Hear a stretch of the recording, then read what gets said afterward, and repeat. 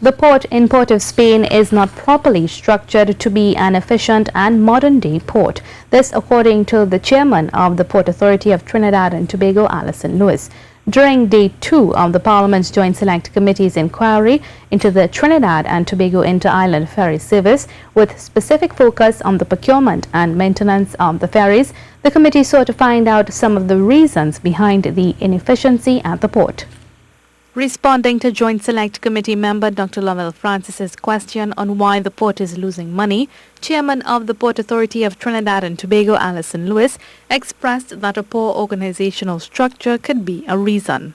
You're correct. There are ports all over the world and countries that basically thrive on the business of the port. This is not so in our case.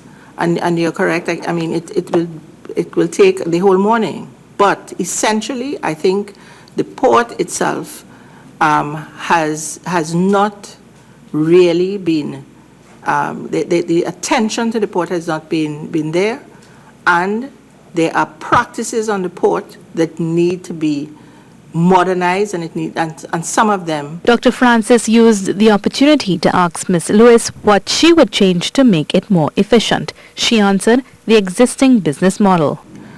And I think the other thing, I mean, and that basically encompasses, you know, most of what or almost everything with respect to what needs to be changed on the board. And I think that maybe the governing legislation of the port needs to be looked at again to basically bring it into modern practice at this time.